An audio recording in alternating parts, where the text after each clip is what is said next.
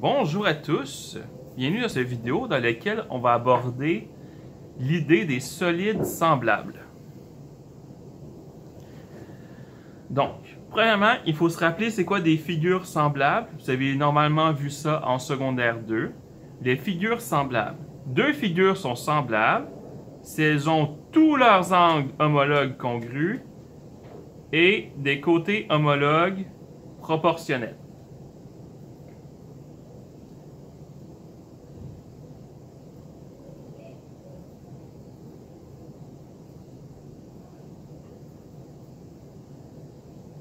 Et dans ce cas-là, K, c'est le rapport des côtés homologues.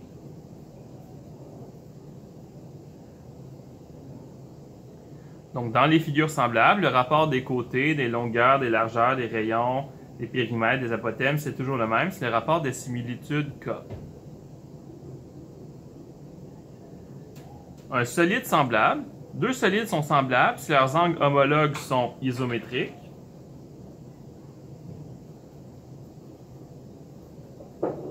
Et les mesures des côtés homologues sont proportionnelles.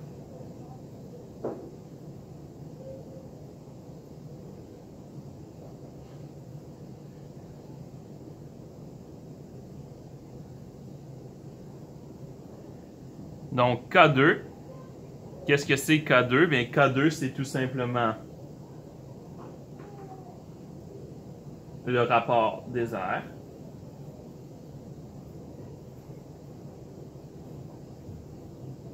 Et K3, c'est le rapport des volumes.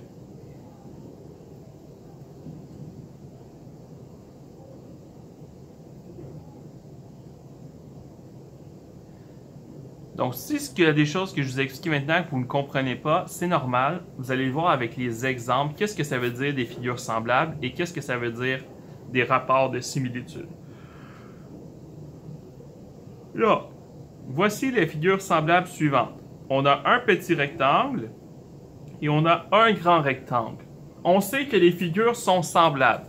Qu'est-ce que ça veut dire des figures semblables? Ça veut dire qu'on avait une petite forme et on l'agrandit pour avoir une grande forme. Ou bien, on a une grande forme et on la rapetisse pour avoir une petite forme. Donc ici, j'ai la petite forme qui a été agrandie. Quel est le rapport de similitude? Eh bien, le rapport, ça va être 3, qui est le grand côté, sur 1. Donc, j'ai un rapport de similitude de 3. Ça veut dire que ma forme, elle est 3 fois plus grande. Donc, si je sais que la forme, elle est 3 fois plus grande, ça veut dire que 1, ça devient 3, et 4, ça veut dire que ça devient 12 cm. Donc, avec ces informations, je peux trouver les diagonales. Donc, ici, la diagonale, je peux faire Pythagore. Donc ici, je calcule la diagonale de la petite forme. La diagonale de la petite forme, c'était A à la 2 plus B à la 2 égale C à la 2. C'est Pythagore. C'est-à-dire 1 à la 2 plus 4 à la 2 égale C à la 2. C'est-à-dire 1 plus 16 égale C à la 2. Donc C, c'est égal à racine carrée de 17. Ce qui donne environ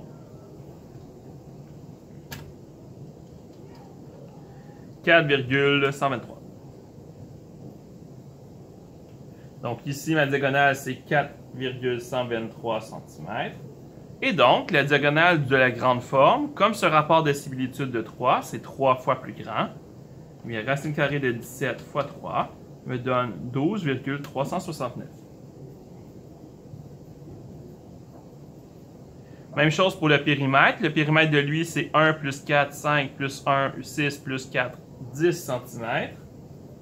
Ça veut donc dire que mon périmètre, il est 3 fois plus grand. Donc 3 fois 10 me donne 30 cm. Et on peut valider que c'est vrai. J'ai 3, 12, 3, 12. Ça donne bien 30 cm. Maintenant, pour ce qui est de l'air. Est-ce que l'air, elle est 3 fois plus grande? Non. L'air, elle est K exposant 2 fois plus grande. Parce que le rapport des airs, c'est K exposant 2. K exposant 2, ça donne 3 exposant 2. Puisque K, c'était 3. Et donc, K exposant 2, ça donne 9. Ça veut donc dire que l'air, elle est 9 fois plus grande. Parce que le rapport des airs, il est de 9. Donc, l'air de lui, 1 fois 4, ça donne 4 cm². Et lui, 3 fois 12, ça donne 36 cm². Donc, l'air, elle est 9 fois plus grande parce que le rapport des airs, c'est 9. OK, on va continuer. J'ai deux solides. J'ai des mesures homologues. Je peux donc trouver le rapport de similitude K. Donc, K, c'est 2 sur 1, ça donne 2. Donc, mon rapport de similitude, la forme, elle est 2 fois plus grande. Le périmètre de la base, c'est 4 cm. Le périmètre de lui, il est 2 fois plus grand, c'est 8 cm. L'air latéral, 1 fois 1, le périmètre, c'est 4.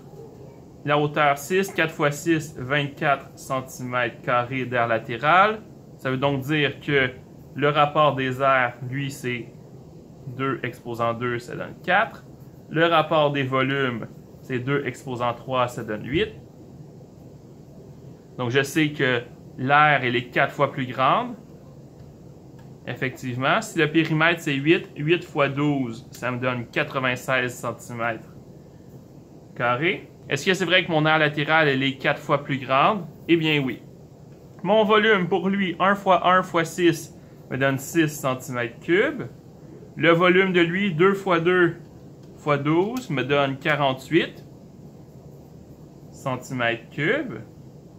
Est-ce que c'est vrai que mon volume, il est 8 fois plus grand? Eh bien, oui. Donc, finalement, si on veut trouver le rapport des volumes à partir du rapport d'air. Exemple, si je vous dis que le rapport des airs, ça donne 25. Qu'est-ce qu'il faut faire? Bien, vous savez que le rapport des airs, c'est K exposant 2 qui donne 25. Donc, on fait la racine carrée. Et qu'est-ce qu'on va obtenir? On va obtenir que le rapport de similitude, c'est 5. Et une fois qu'on sait que le rapport de similitude, c'est 5, on va calculer K exposant 3, qui va donner 5 exposant 3. Et ça va vous donner le rapport des volumes. Donc, il faut toujours passer pour pouvoir retrouver le rapport de similitude K avec une racine carrée, par exemple. Et ensuite, on peut y calculer. Même chose, un autre exemple ici. Si je vous dis que le rapport des volumes, c'est 343. Qu'est-ce qu'on va faire? On va faire racine cubique de 343 pour enlever l'exposant 3 et ça va nous donner 7 qui va être notre rapport de similitude normale. Une fois que je sais que mon rapport de similitude normale c'est 7, je vais faire exposant 2. Ça va me donner 7 exposant 2 qui donne 49. Ça veut donc dire que mon rapport des airs va être 49. Donc, on peut toujours trouver le rapport des airs ou du volume à partir de l'autre rapport, simplement en faisant des racines carrées ou des racines cubiques. Finalement, ici, deux solides sont semblables. Est-ce que j'ai les rayons pour trouver le rapport des mesures? Non. Est-ce que j'ai les volumes pour trouver le rapport des volumes? Ça, oui. Donc, qu'est-ce que je vais faire? 135π divisé par 5π. Ça va me donner un rapport des volumes de 27. Donc, le volume du grand, il est 27 fois plus grand. Racine cubique de ça, racine cubique de 27. Pour enlever l'exposant 3, ça me donne un rapport des mesures de 3. Donc, les mesures, le rayon, il est 3 fois plus grand. Donc, ça veut dire que le rayon de lui, ça veut dire que c'est 6 cm, parce qu'il est 3 fois plus grand. Qu'est-ce qu'on peut dire du rapport des airs? Bien, K exposant 2, 3 exposant 2, va me donner un air qui est 9 fois plus grand. Parfait. Pour le 4. l'aire d'une face du petit est le quart d'une face du grand. Donc, l'aire du grand et l'aire du petit, c'est le quart de l'aire du grand. Qu'est-ce que ça nous indique? Si ça, c'est le quart de lui, ça veut dire que l'aire, elle est 4 fois plus grande. Donc, je peux dire que mon rapport des aires, c'est 4. L'aire du grand, c'est 4 fois plus que le petit. Si je fais la racine carrée de 4, j'obtiens que les mesures sont 2 fois plus grandes. Donc, le rapport K, c'est 2. Et si je fais le volume, 2 exposant 3 me donne 8. Donc, le volume, il est 8 fois plus grand. On connaît le volume du petit qui est 120 cm3. Quel est le volume du grand? Donc, on fait le volume du petit. Le volume du petit, on va faire 120 fois 8. Et on va obtenir que ça donne 120 fois 8. On obtient 960. Ce qui veut donc dire que le volume du grand, c'est 960 cm3 parce qu'il était 8 fois plus grand que le volume du petit.